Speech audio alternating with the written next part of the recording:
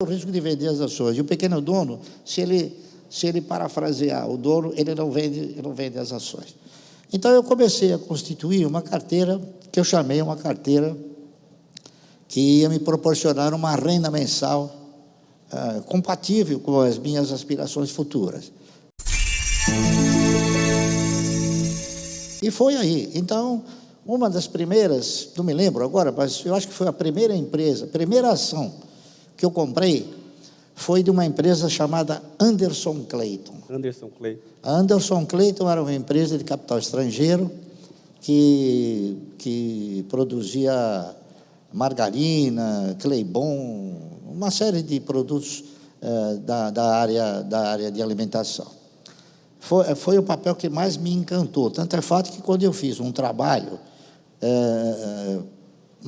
de 30 anos, o trabalho recaiu sobre a empresa Anderson Clayton. Eu realizei um trabalho procurando desenvolver um projeto onde o cidadão ia comprar 1.000 ações por mês até ele atingir um determinado parâmetro em 30 anos. Né? Era um projeto ambicioso, eu também considerei isso. Mas, de qualquer maneira, alguém tinha que começar a fazer alguma coisa diferente, tá certo? E foi o que eu fiz. Eu levei esse trabalho, né, para um cidadão que era o vice-presidente da Anderson Clayton. O nome dele era Dr. Guilherme de Jesus Falavina. E ele me disse o seguinte: Sr. Márcio, olha, esse trabalho seu é um trabalho maravilhoso, um trabalho de fôlego, um trabalho que eu nunca vi, muito bem estruturado, mas acontece que o senhor não vai conseguir comprar ações da Anderson Clayton durante 30 anos. Eu perguntei, por quê? Por quê? Ele falou, o senhor sabe quem é o dono da Anderson Clayton? Eu falei, não. Os controladores da Anderson Clayton são duas velhinhas de 80 anos, ele me disse. E eu não sei quanto tempo elas vão resistir para vender a empresa. Realmente, ele estava com razão.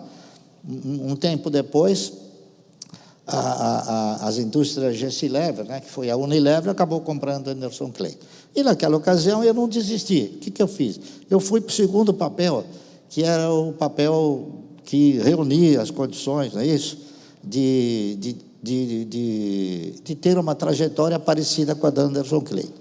Esse papel chamava-se CESP, né? Centrais Elétricas de São Paulo. Eu fiz um trabalho propondo comprar 1.000 ações por mês e examinando o estatuto da empresa, as benesses eventuais que a empresa proporcionava, que ela pagava dividendo semestral, dava uma bonificação de 10% todo ano, permitia que quem comprasse ações ordinárias uma vez por ano as convertesse para preferenciais, que as preferenciais custavam 50, 60 centavos e as ordinárias custavam 15, 20 centavos, é isso? Então, por si só, já havia um ganho bom aí. Então, eu fui comprando ações da CESP e até que um belo dia, o nosso ex-governador, Paulo Maluf, ele resolveu desenvolver investimentos no sentido de prospectar petróleo. Então, ele ia criar uma empresa chamada Paulipetro. Paulipetro. Só que, por razões que eu desconheço, ele acabou enveredando para que essa prospecção de petróleo fosse feita pela CESP. Só que não podia, porque a CESP era uma empresa cujo objetivo social era produzir energia de uma matriz hídrica, não é isso? E ela não podia produzir outras energias, então ele substituiu, trocou o nome da CESP de Centrais Elétricas de São Paulo por Companhia Energética de São Paulo. Aí sim. E as ações da CESP foram a 1,80, 1,90, e eu não resisti. Então eu acabei, já no primeiro movimento, né, interpretando que eu talvez pudesse modificar a minha aplicação das ações da CESP, porque o histórico da CESP não era custar 1,80, 1,90, está entendendo? O histórico dela era custar 40, 50 centavos. Aí eu passei para outras empresas, não é isso? Que proporcionavam dividendos bem superiores à CESP. Então, naquela época, era Banco Noroeste, Banco Real de Investimentos, o próprio Banco Real, o Banco Bandeirantes do Comércio, enfim, alguns papéis que pagavam dividendo mínimo, prioritário e obrigatório, e que custavam um preço barato, tá certo? Custavam um pouco. Valia a pena, né? Que valesse a pena dentro da minha visão estratégica. A visão que eu passei a respeitar foi o seguinte: quem aplica um valor numa renda garantida ou numa renda fixa, ele ganha em função de valor aplicado. Quando você aplica em ações, você muda essa essência. Você passa a ter a visão de que você vai receber em função de quantidade possuída. Então, se você tiver uma ação, você vai ganhar uma vez o dividendo. Se você tiver 100 ações, você ganha 100 vezes o dividendo. Se você tiver 1 milhão de ações, você vai ganhar 1 milhão de vezes o dividendo. Então, essa foi a estratégia que eu passei a desenvolver e que eu faço até hoje, tá certo?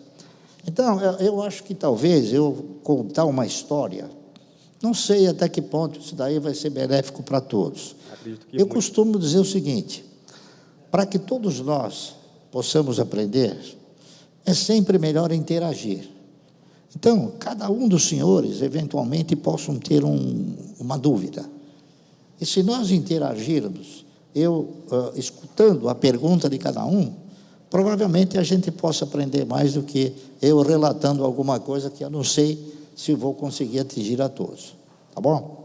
Então, eu proponho aos senhores o seguinte: façam as perguntas que quiserem, que, lamentavelmente, eu não sei como é que é o tempo aqui, mas esta interação faz com que o tempo nos proporcione ensinamentos muito úteis, ok?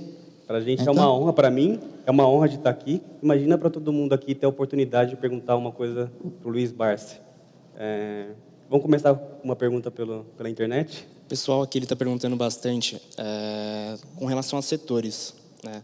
Tem um setor específico que você gosta mais? Tem um setor que você prefere? Ou você gosta de diversificar a carteira com mais setores? Não, eu sempre avalio uma coisa muito importante.